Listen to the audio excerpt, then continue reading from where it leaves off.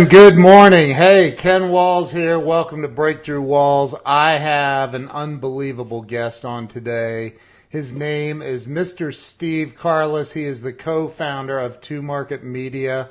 I want to bring Steve in right now. Steve, hey, welcome to the show.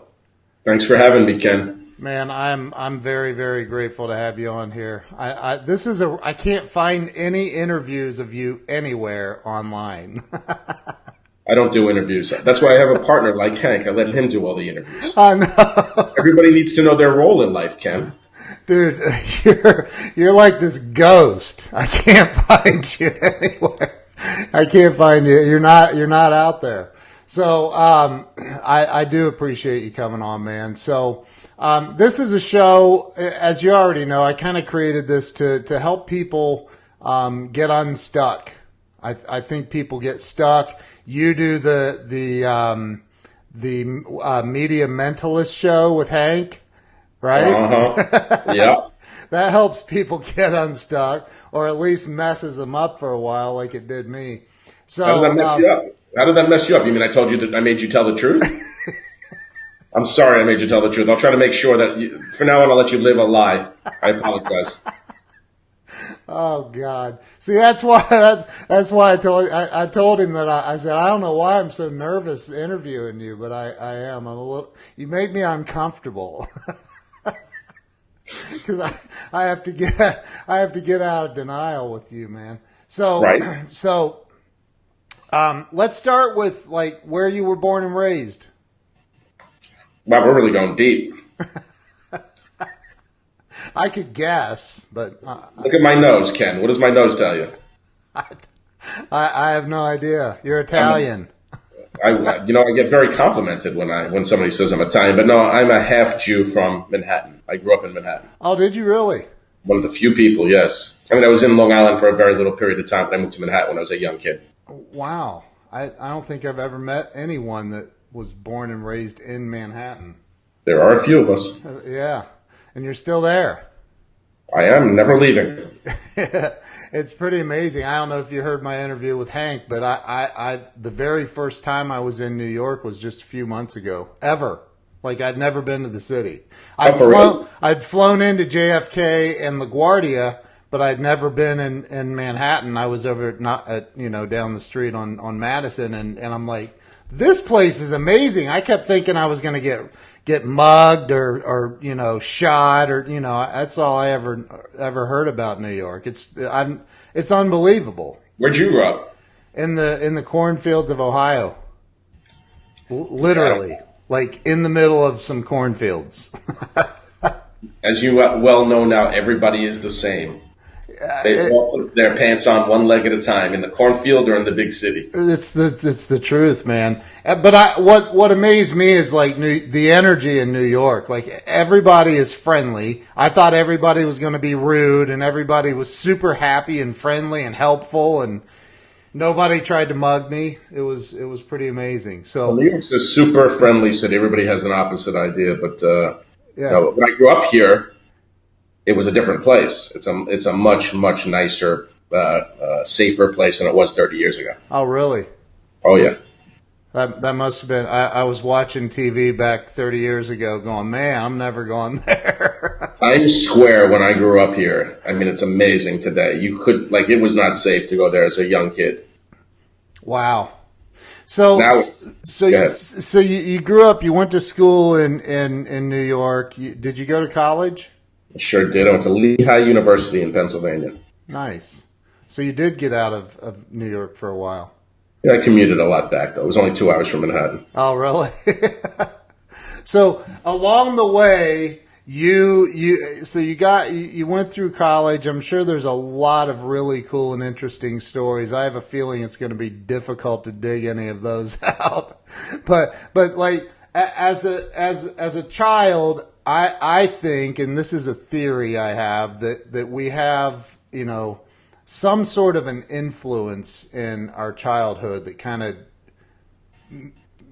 dictates who we become as an adult. Maybe not dictates, maybe that's not the word, but influences who we become as an adult. What comes to mind when I say that? You mean a human, a mentor influence, or a other influence? An event. It could be an event or a person.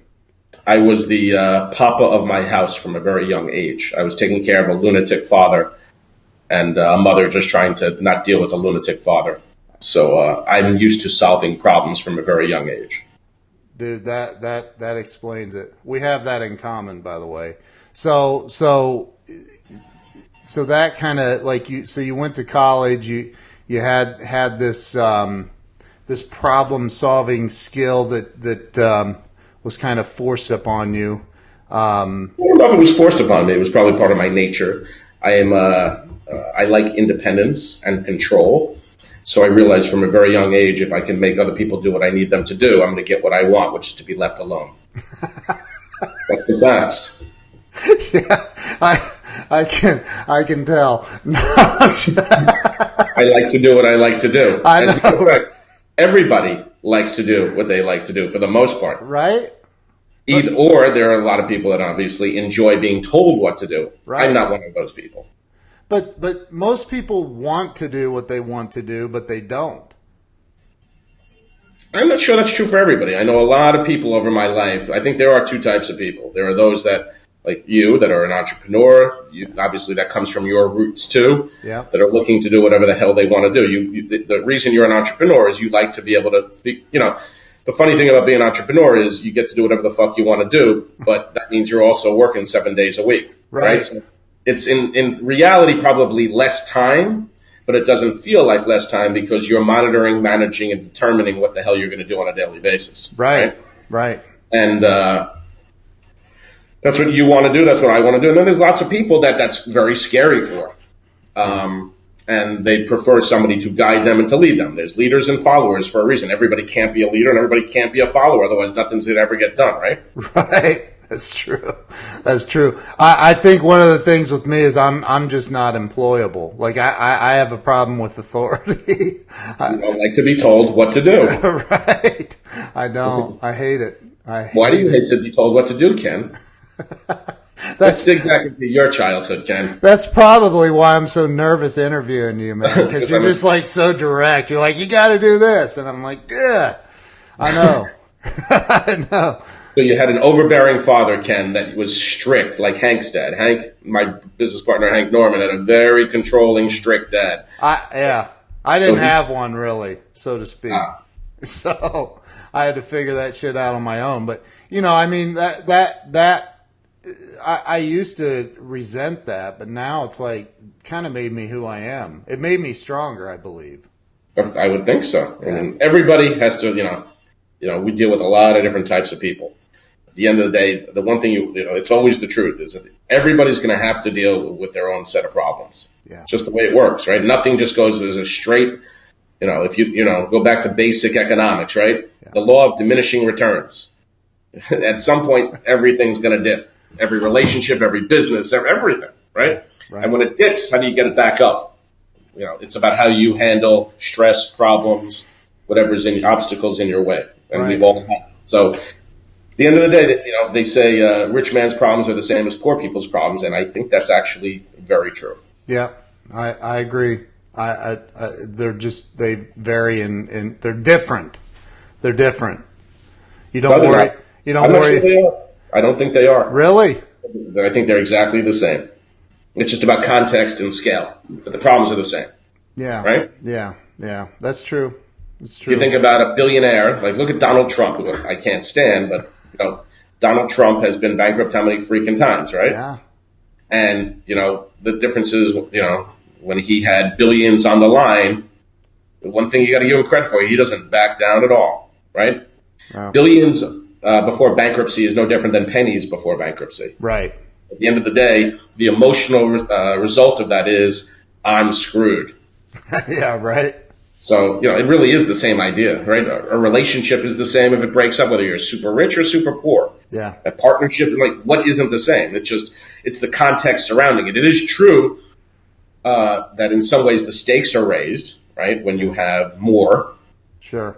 The gap between where you are and where you fall is larger. But typically also on the other side is if you have less, it feels bigger because maybe every day is a little bit less stable. I say it all the time that, like, hey, at the end of the day, nobody's dying for you, and you're guaranteed death. Like that's a guarantee. Like you're gonna die, and a rich dude or chick doesn't die any differently than some poor person.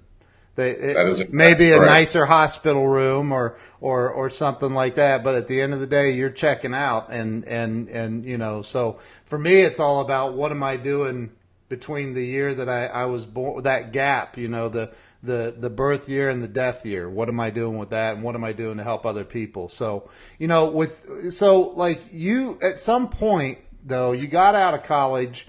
Is that where you kind of got started in the media business? Was during college, or was it? Nope. I worked on Wall Street for the first few years out of college. Actually, it's the only time I ever worked for somebody in my life. And my old high school buddy had just made an independent movie that became a little bit of a hit, and he wanted me to come on and build something bigger. And we started a film company, 25 years ago or so, something like that. That was my launch of being an entrepreneur. I had no fucking idea what I was doing. I just the way you say stuff, it just cracks me up. So did I find your IMDb page? Do you have one?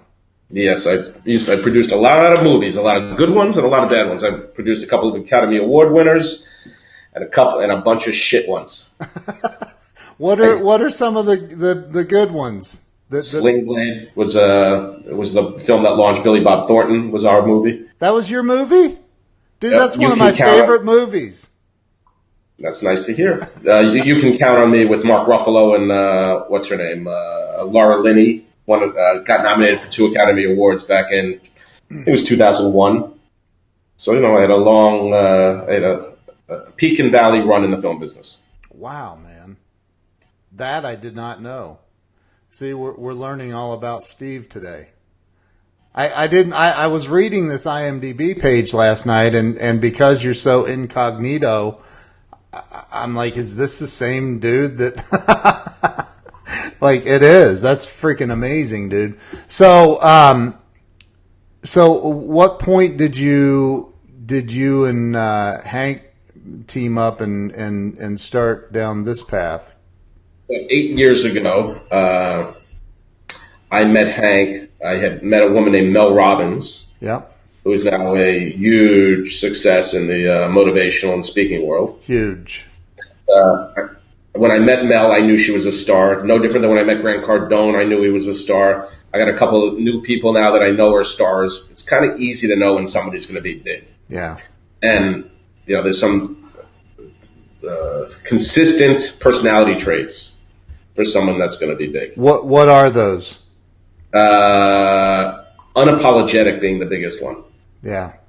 But if you look across every level of media success, the people that are the most successful, and again, it goes from everybody from Howard Stern to Oprah Winfrey to Donald Trump, they don't give a rat's ass about what you think about them. Now, even if they do in private, but out loud, they're being who they are. Beneath the scenes, I won't tell you who we've dealt with over the last bunch of years that look like they're completely comfortable with haters. But first of all, men are usually a little more comfortable than women with haters because I think men grew up with more trash talk.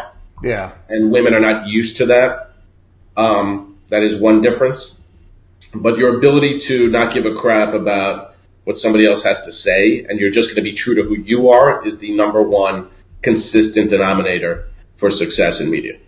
You may not believe this, but my wife and I literally had this same exact conversation last night. We were talking about Grant, and she said, the difference between him and this other person is he doesn't give a shit what you think. He really. He's got a couple of key attributes, right? So yes, he's unapologetic. He's also relentless. I mean, I have a lot of energy. Yeah. He might be the only person I've ever met, and when Grant and I are together. We are very similar. His wife, the only difference is he's got a couple of more zeros than I have, but he is unbelievably relentless. He just doesn't care. And by the way, the other thing that makes, I think, helpful is that he's also got integrity. And a lot of people, when you see that personality type, typically, you would not put integrity next to that, but he's been a pleasure to deal with.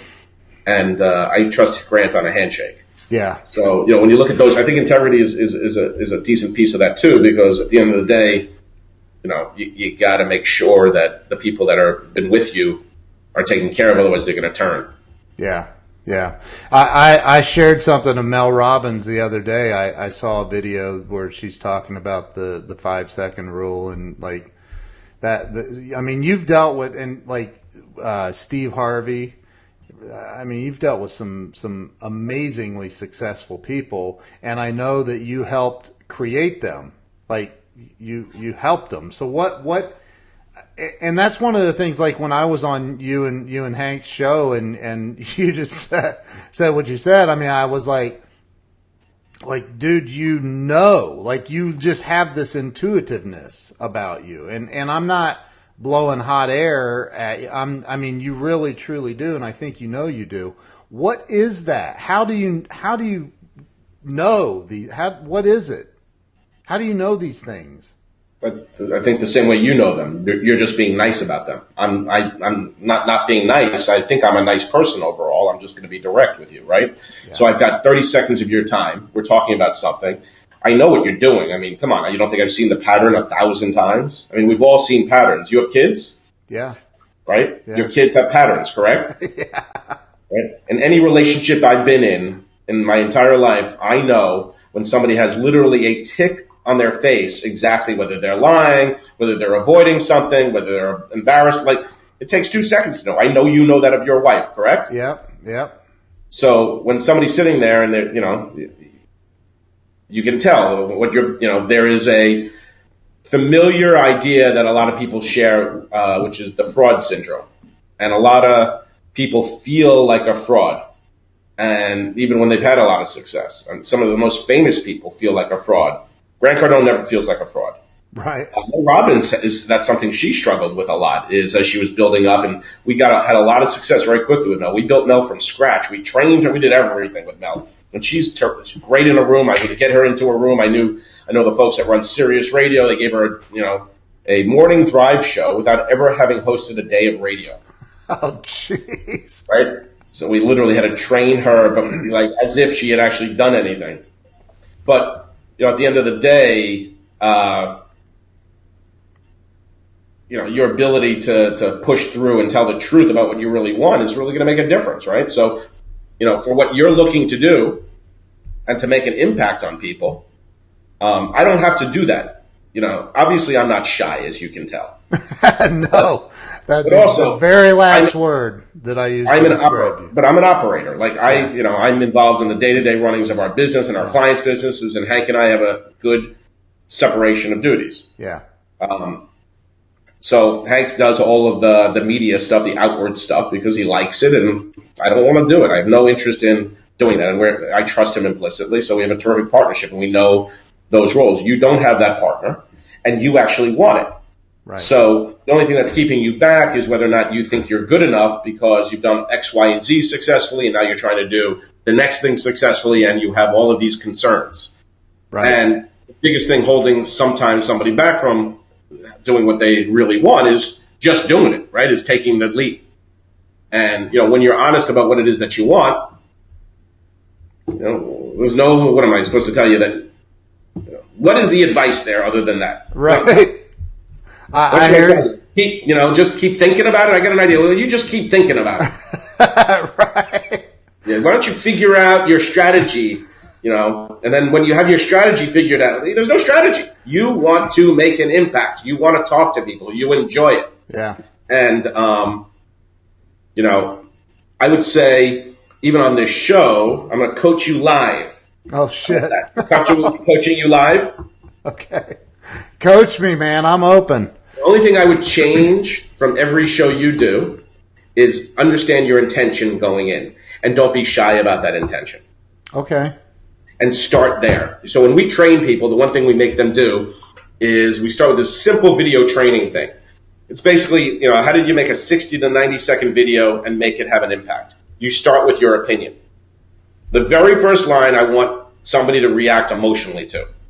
So if you're going to interview a dingbat like me, you have an intention, right? So your intention is, I want to hear how you guys got started, and I want to hear about how can you tell what makes somebody super successful in the media. That's really where you're coming from, I assume? Yeah. Very good assumption, yes. So start there. Don't start with the backstory. You can get to the backstory later if you want, but what I really want you to start with is be more yourself, be opinionated. Yeah. Say, the reason I have you on is, you know what, you watched a lot of successful people in the media. Two Market Media has done some stuff. You guys found Grant Cardone and Mel Robbins, created from scratch, worked with people like Steve Harvey and a lot of other folks. Your experience tells you, I want to be a freaking star. I'm Ken Walls. How do I know what is a star? How do you know what a star is? That's really what you're asking, correct? Yeah. Yep. Start there, and start there without any obstacles. Okay. Make any sense? Yeah, absolutely. I mean, obviously, each interview is different. Sharon Lecter, I interviewed her, and it's a different goal. But with you, I mean, honestly, I want to know who you are. I know Hank. Right. Hank's very transparent and he's out there, and I want to know who you are. I think, for me personally, I like the mystery.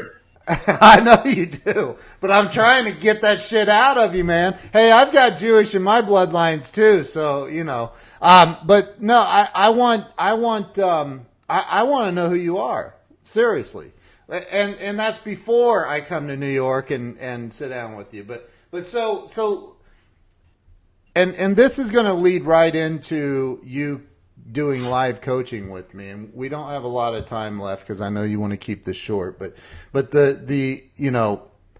the biggest mistake that you see people make? Because look, the world has 7.5 billion people in it, and I think if you ask most of them, would you like to be a superstar? Most of them would say, yeah, but how? Like, what's the biggest mistake you see people make? Good question. The biggest mistake people make is not being very specific in what their brand and their objective is and their intention. So what's the Ken Walls show? Break through walls. And what does that mean? It means break through the shit that's holding you back in life. And I'm going to have Steve Carlis come on and tell you how to do that. And whoever else. So that specificity enables everybody to understand where you're coming from, right? Right. And then support it. So the very first thing anybody wants to do when building a media brand or business brand is understand specifically what they're going to help people do. What's the problem you're solving and what's the solution? And you want to do that in a way that is differentiated, unique, and authentic to who you are, right? Right. And when you do that, at the very top of the pyramid, right, at the very point of that, you describe who you are, what your brand is, and what problem you're solving. Right. Then everything else is easy. Everything else ends up being supportive of that. And the biggest problem is many folks are not clear about who they are and what the problem they're solving is. And then, because then they end up being all over the road. You see people trying to do 1,000 different things. One of the crazy things is when I see one of those bios that has, I'm a teacher, a professor, a brand maker, a marketer, a host, an actress, a production executive. Like, okay, that's awesome that you do 1,100 things, but what is it that you actually do? Right. And by the way, a lot of people do that. It makes me crazy. I don't know what you do.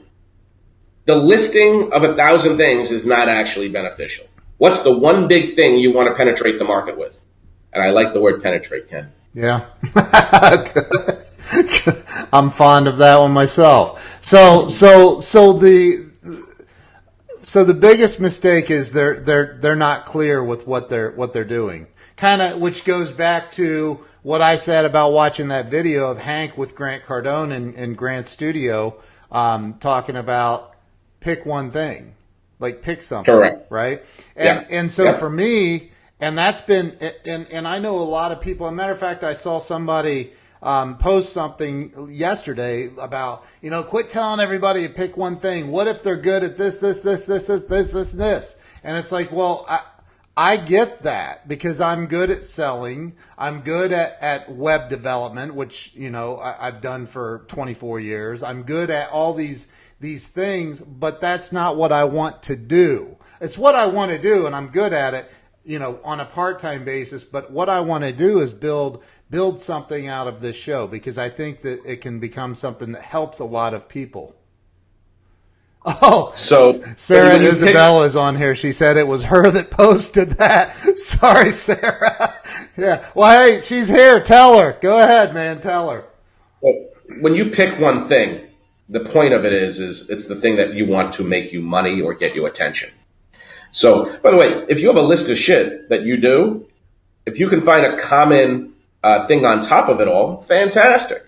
But what's that one overarching idea that resonates across everything you do, so that those other things become the upsells or the cross sells of what you're actually doing? But if you're if you're an actor and a producer, a director, a longshoreman, and you're promoting all of those things at the same time, I don't know what it is when I come to see you. What am I looking for? Somebody has to know when I'm coming to visit your social media sites, your platforms, your websites, go see you speak. What in the world do you stand for? If I don't know what you stand for, then you're not an expert. And if you're not an expert, you can't sell me anything. Love that, man. Love that answer. I get it. And that's something my wife told me, and I agreed with her, and now it's on my daily goals list that I need to become a client of yours. What's the Ken Walls overarching brand? So what is the big thing? Right. That's a great question. I don't know yet. I'm working on that. I think you know. What I do know is that I love helping people, break through the mental, the shit up here that's holding them back. I had one unbelievable childhood, and I don't mean that in a good way. And I went, a recovered alcoholic and all of these things for 16 years and yada, yada, yada. You've got a real conflict, by the way. The problem is that your skill set lends itself to solution-based platforms, right? Yeah. And your passion is helping people as a coach or a mentor, correct? Yes. And you haven't figured out how to combine those two things. That's correct. You've got it. So man, you just nailed it. You're making it more complicated. That's why. It's really freaking simple. So just think about the types of businesses you're helping, mm-hmm. and make sure that what you are is a consultant to helping folks scale their brands by using digital means, right? Okay. And in order to do that, you need both a technology solution, right? But you also need the right mindset in order to build that out, right? So in order that's where you want to live, and think about how do you combine those things into an Uber brand that hits that, so that you feel fulfilled, which your passion is to literally help people and help them push through the things that you felt like you didn't have anybody helping you do, correct? Right. Yep. And at the same time, you're going to give them the solution. So you're really upselling the technology, okay, right? And your consultancy and expertise around the scalable piece, right? But what you really want to do is help them push through as entrepreneurs. So somewhere in there lives what you're passionate about doing. They are combinable, and right now to you, they feel completely separate. Well, and it also goes a little deeper than just entrepreneurs and business owners, because I there's people, well, maybe not. There's people that are going to work every day, clocking in and out, going home at night, going, man, I really wish I could just do my own thing. I'm sick of this life, and I know how to help people get through that and take the leap. Because I've taken the leap multiple times, as you have. I mean, we all do, and so. But yeah, I love what you're saying, and I will definitely go back. I don't want to turn this into you coaching me, though, man. This is about you. Well, what I think. Look, here's the thing that's relevant to what you're trying to do right on this show. So you're a very successful guy. You've done a lot of stuff in your past. You're asking, how do I pick, and how do you So I'm illustrating it live. Right. So at the end of the day, and if somebody like you who's had a lot of success and done a lot of different things is struggling with the same thing, all it really is it's such a perfect example. You don't like it because you're in the hot seat now and it's your show, but it's a great illustration for people that are watching your show, right? Yes. Of the challenges, right? And one of the pieces of being a great expert is being vulnerable. Is you're not perfect, right? Nope. I'm not. Being honest about your own challenges while you're helping others is super helpful. Yeah, and it is a challenge, man. It's not. I mean, it's a huge challenge, and it's something my wife and I discuss on a daily basis. Quite frankly, like we talk about this almost daily. So it's a challenge, and there's no way that other people aren't experiencing it. And one of the goals that I want out of this show is hell, we share a lot of clients already, but I'd love for some people that are thinking about wanting stardom to contact you. And, that's one of my goals too, is I believe in that universal flow. If I can send you some people as a result of this, then it'll come back to me. So, Sure. Number one piece of advice that you would give to, I've been in the position, I don't know if you've ever been here, but I've been in the position of no money, trying to figure out what the hell, how do I pay the electric bill, put food on the table, and take care of my family, and I'm stuck and I don't know what the hell to do to get unstuck. What's your number one piece of advice to that person? Pick. It comes back to picking. And hyper focus on that one thing. Like there's always in your heart the thing that's the fastest path to revenue. Pick it and kill it. Got it. Love that. You're right. I agree with you.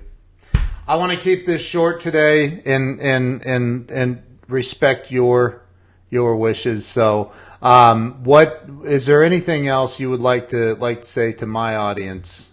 Am I the most annoying interview you've ever had? Not even freaking close. No, dude. You're not annoying. You're okay. You're annoying. I'm kidding. No, it's not annoying. It's that whole thing of I thought I was. I honestly, I told Hank this. I said this to you. I thought I was I knew where I was going, and then I watched that video. And I'll say mistakenly, which I know it wasn't by mistake, but I watched that video of Grant and Hank, and it literally screwed me up. It messed me up, and I've been messed up for 2 months now because of it. So what were you messed up by? When he was a video that Hank and Grant did together, and it was about the picking one thing. Look. I can solve your shit right now. It's so freaking simple, dude. It's so easy. I know you don't want to talk about you again, but tough. I'm okay. You're making it super difficult. It's not. Combine what you're doing, like I told you earlier. That's why you want to do this, but you feel like a fraud doing this. You don't like to push yourself. This is your passion. You're helping people. You've had tons of success. Yeah. What's the problem? Stop separating it as this is a distinct thing versus what you do as a consultant and helping people and helping them make money and scale their businesses. They are the same thing. What you shouldn't do is because you're passionate about helping people say, no, I'm going to be a life coach, right? So you said you want to help everybody. You can't help everybody. No. You can help people within the context of what you actually do. And what you do is you're a business guy that helps entrepreneurs scale their businesses. That's your sweet spot. So stop bifurcating them and turn it into one big brand that you're really passionate and proud of that doesn't feel separate. And then every morning you wake up and you're very clear. Love that, man. God. See, that's why I was nervous yet excited about having you on. Because you just get it. Hopefully you'll take the advice because it ain't that difficult. Dude, of course I'll take the advice. And I guarantee you my wife, she's over here. You can't see the comments on Facebook, but she's commenting. We're going to have a long talk about this. I guarantee it. And it's really easy, dude. It'll be getting the 100% clarity. But just make sure the problem you're solving for people is a big enough problem that encompasses advice and technology scale. That's it. I love it. Dude, it can't be that simple. Like, we got to complicate things. It ain't. It ain't. Take a look at what we did with Lisa Copeland. Do you know Lisa? Lisa. She's a good friend of mine. I love Lisa to death. I love her. Lisa's an unbelievable salesperson, one of the nicest and smartest ladies I know. Yeah. And we gave her a brand that encompasses something bigger than auto. Which is what. And now when she's selling that brand, the art of the big sell, she's getting keynotes now that are not just auto. She's getting huge company like everything has moved in that direction because she just took her passion for being bigger than auto and just created something larger. She went one step up. She went up to the 50,000 foot level. We created a thing, and now it's a lot easier below. And that's the same thing for you. She's amazing. We talk about her, and I talk like almost every day. We talk about you a lot. She's a client of mine too. So listen, man, thank you so much for being on here. I really genuinely appreciate it. How do people get a hold of you if they want to hire you? They just go to 2 Market Media and fill out the info form. Is there any way that people can follow you on social media? Just tell them to just reach out to Hank and they'll find me. Hank will pass it on. I knew you were going to say that. I knew you were going to say it. Well, dude, I sent you a friend request like, I don't know, 2 months ago or something. And that's not me. The Hank secretly had everybody set up my social media platforms. Are you serious? Well, I don't need to. I got Hank. That's what a partnership is, right? That's called, I don't like to double down on duties. Oh, I love that, dude. That is so funny. Anything else you want to say to anyone? Thank you, Ken, for putting up with me. Dude, thank you for being on. There's no putting up with you. You're awesome, dude. So thank you so much. Appreciate it. We'll see you guys. Thank you all for being here.